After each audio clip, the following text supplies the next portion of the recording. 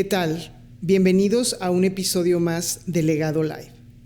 En esta ocasión, contentísima de recibir a mi amigo y compañero Santiago Perry Espinosa, quien es socio de la firma de consultoría internacional Generation 6, pero además es cuarta generación de Organización Espinosa, un grupo empresarial muy relevante en nuestro querido Colombia. Bienvenido, Santiago, qué gusto tenerte. Muchísimas gracias, María, y muy contento de estar aquí con todos ustedes. En el mundo de las familias empresarias o de las empresas familiares que buscan trabajar en su continuidad o hablar de trascendencia, de pasar la estafeta, en fin, todo esto que se ventila alrededor de la sucesión, generalmente hay un momento decisorio, es decir, cuando nos damos cuenta hay que ponernos a trabajar porque no es algo natural. Todos somos familia, pero no sabemos de las complejidades que tiene el trabajar en estos temas hasta que estamos dentro. Los damos como muy obvios, exacto, todos somos familia, todos sabemos lo que se siente, lo que se vive y lo que se debe de pasar o no pasar. ¿Qué es en tu experiencia lo que detona, más allá de un acontecimiento inesperado, lo que detona ese darse cuenta, ese reconocer o empezar a sensibilizarse con lo que tiene que trabajar una familia si desea trascender, si desea tener un legado multigeneracional más allá del deseo o sueño de una sola familia nuclear, de donde empiece un proyecto empresarial? Bueno, yo creo que es diferente en cada familia y es diferente en cada generación.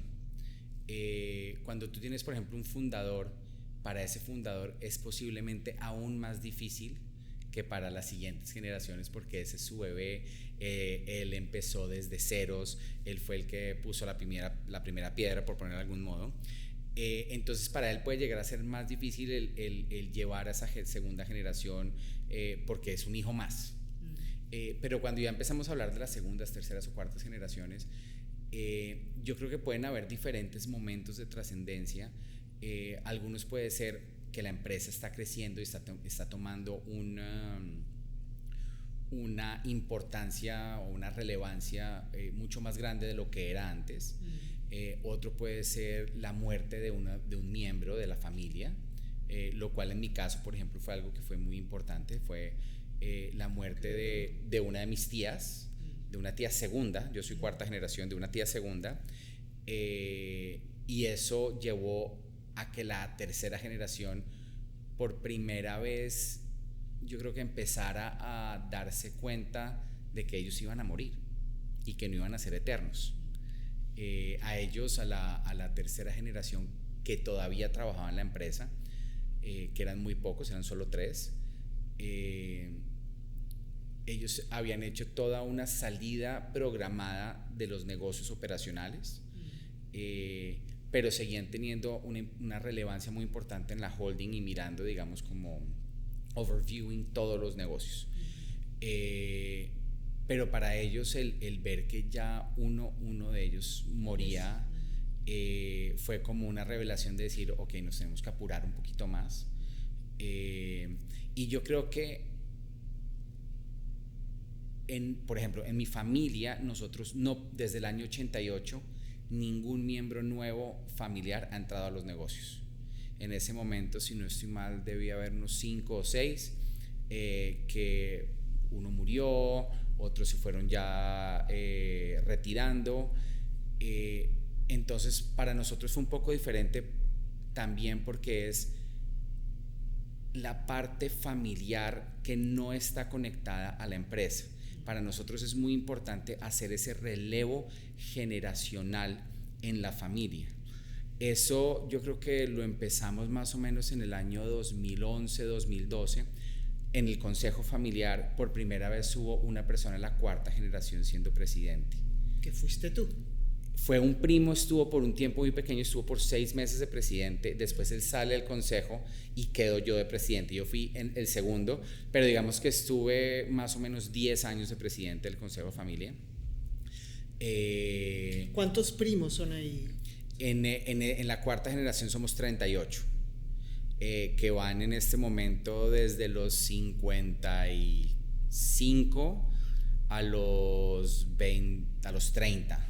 O sea, ya estamos hablando seguramente, digo, yo conozco la edad de tus hijos, pero la edad de tus sobrinos, ya debes de tener sobrinos nietos.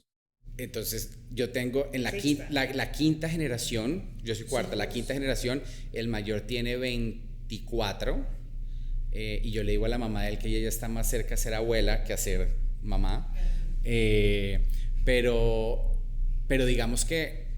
Pero no tiene hijos, tú ese sobrino. Ese sobrino no tiene hijos, exacto, pero digamos que ya está en edad. Listo, claro. Pero igualmente aquí la sexta generación, cuando él tenga hijos, muy seguramente esos hijos de él van a tener tíos que son de la misma edad. Claro. Porque mi sobrino de 30 años, perdón, mi primo de 30 años no ha tenido hijos. Entonces van a estar pueden estar sexta y quinta. Entonces, digamos, es lo que nosotros estamos viendo en este momento, que estamos haciendo el siguiente paso de transición de la tercera generación a la cuarta generación, más hacia el gobierno corporativo de las empresas, hacia el directorio de la holding. Estamos haciendo todas esas transiciones, viéndolo yo desde el punto de vista de consultor, no viéndolo desde el punto de vista de familiar, sino de consultor. Estamos un poco atrasados. Así mis tíos siguen diciendo los muchachos, estos muchachos tienen 56 años, entonces yo pienso que las transiciones tienen que ser muy bien hechas, muy bien planeadas, lo cual no quiere decir que no haya sorpresas en el camino. Lo que pasa es que lo importante no es el plan, sino es la planeación, el ponernos de acuerdo en qué queremos hacer. Cuando nosotros como familia, sobre todo cuando vamos creciendo, logramos ponernos de acuerdo en algo, hablarlo, diseñarlo y llegamos a un acuerdo, eso es lo importante, porque muchos retos en el camino siempre van a salir. Entonces, cuando logramos que esos retos no se vuelvan tan importantes, porque sabemos cómo lidiar con ellos, sabemos cómo hablar, sabemos cómo comunicarnos y cómo negociar, pues todo es mucho más fácil. Nosotros entramos un poco tarde en esa dinámica, pero ahí vamos. Uh-huh. Ahorita que decías que lo importante es hablarlo, o sea, y me lleva a esta pregunta o a esta reflexión. Si bien es cierto, hay muchos retos y nos vamos encontrando con cuestiones inesperadas a lo largo de esa planeación o de esa ejecución del plan que se pudo haber trazado, y a la hora de estarlo desplegando, pues hablamos de que es un proceso continuo esta planeación, ajustándole de acuerdo a lo que vamos encontrando. Pero así como la comunicación es un vehículo para que se lleguen a acuerdos, o sea, ¿qué es esto que puede hacer que más miembros de mi familia quieran participar? Porque de repente dices, pues ya es momento, o ya vamos tarde, y hagamos esto por el bien de la familia, por el bien del legado, pero yo sola no puedo con mi familia. Oye, pues hay que conversarlo, pues si no quieren hablar. O sea, ¿cómo moverlos del lugar? ¿Cómo partir? ¿Cómo hacer aliados? Ese es un tema súper importante, porque se ha demostrado que las familias que más tiempo sobreviven son las familias que piensan no solo en el dinero, sino que tienen más cosas que las hace estar unidos.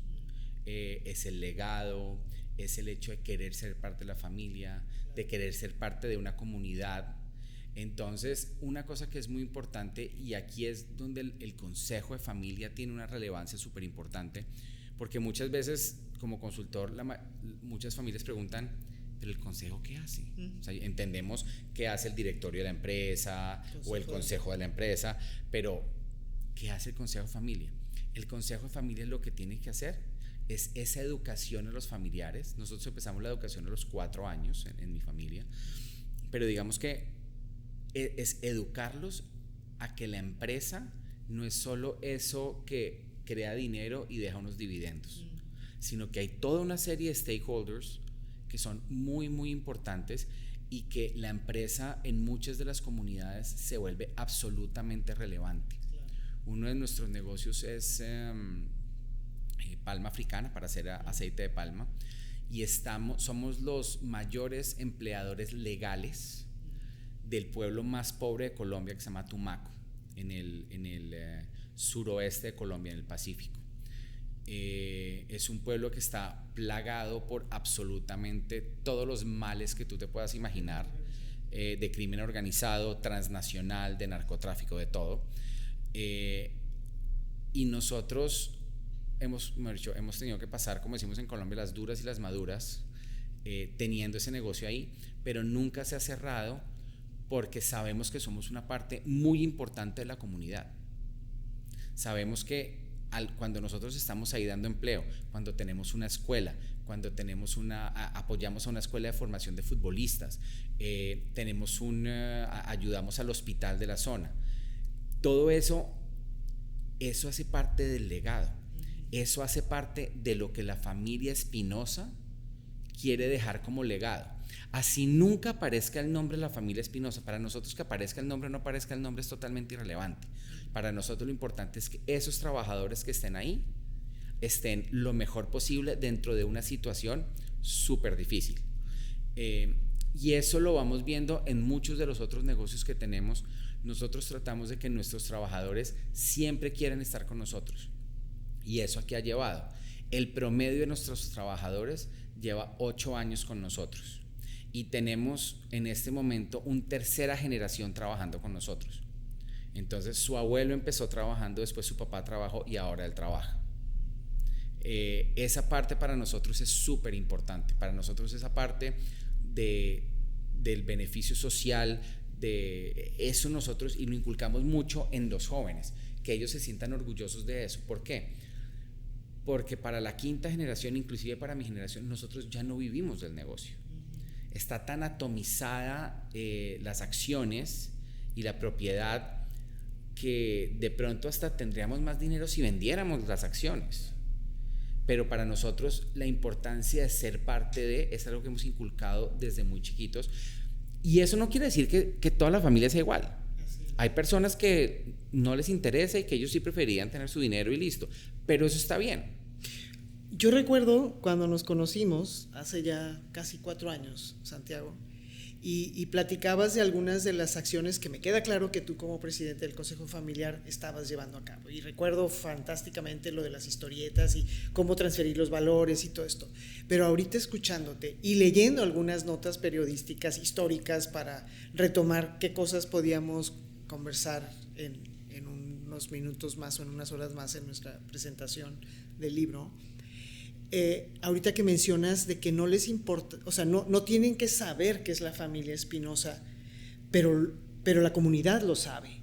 O sea, hay una total, o sea, como congruencia con lo que acabas de compartirnos, pero la comunidad sabe quiénes son.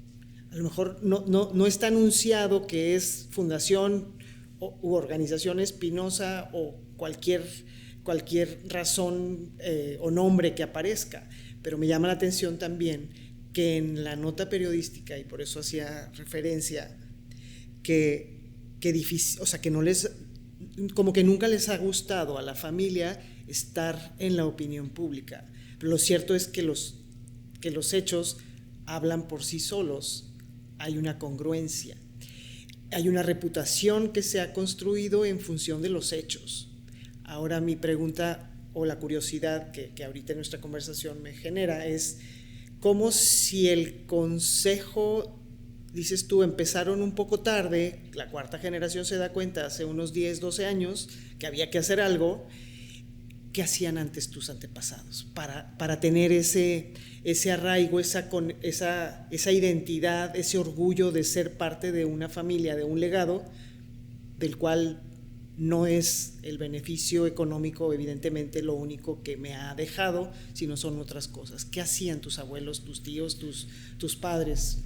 Mis abuelos no crecieron, digamos, como económicamente bollantes. Mi abuelo empezó barriendo bodegas de café. Y una parte que fue muy importante para ellos siempre fue la educación. Entonces, digamos que cuando se empieza la exportación de café y a ellos les empezó a ir muy bien, muy rápido, sí, la verdad. Y nosotros no tenemos cultivos de café, nosotros compramos café y lo exportamos. Cuando se empieza a hacer dinero, se decide crear ganadería. Y llegamos a tener una hacienda ganadera muy, muy grande. Y por ejemplo, las primeras cosas que se hicieron en la hacienda ganadera es que se les pagaba el seguro a los vaqueros, el seguro de salud. Sí. Eso nadie lo hacía. Y para ellos no fue fácil con sus vecinos, porque decían, oye, ¿ustedes qué están haciendo? Esto aquí no se hace.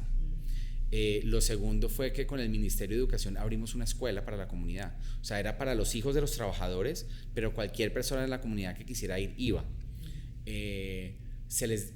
Otra cosa, son cosas muy pequeñas, pero que demuestran el arraigo.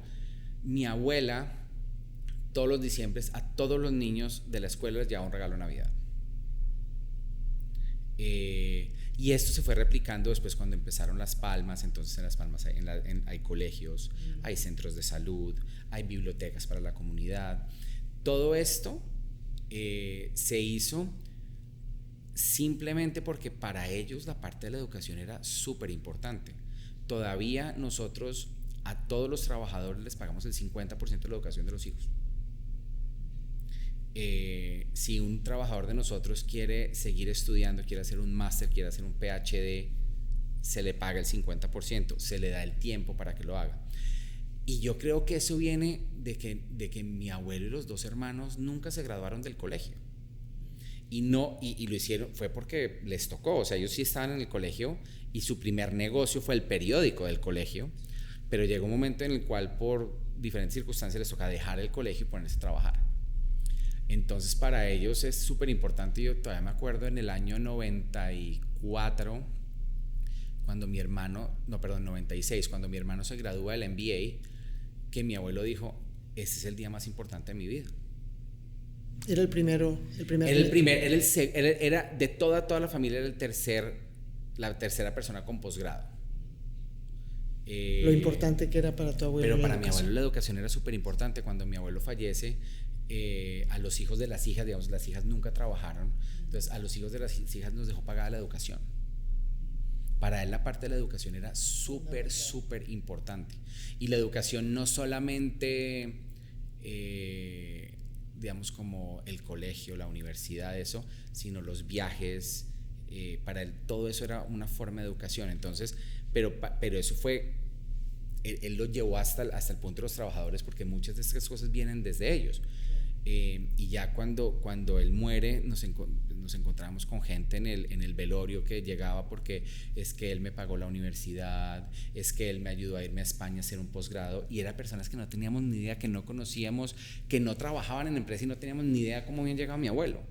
Entonces ese legado para ellos siempre fue muy importante, porque era una forma de ayudar a la comunidad. Mi abuelo decía que lo que a ellos les pasó fue un milagro, que trabajaron mucho, pero que fue un milagro. Entonces, que cuando a uno le pasan milagros así, que llega a tener, digamos, una cantidad importante de dinero, tiene que devolver a la comunidad, porque si no, si tú creces solo, no va a llegar a un punto en que no puedes crecer más. En cambio, si toda la comunidad crece, pues va a ser mucho más importante. Claro, sí. Y hablar con los hechos nuevamente. Exacto. Me encanta que terminemos con este tema de la educación. Muchas gracias, Santiago. Gracias. Nos vemos el próximo episodio de Legado Live.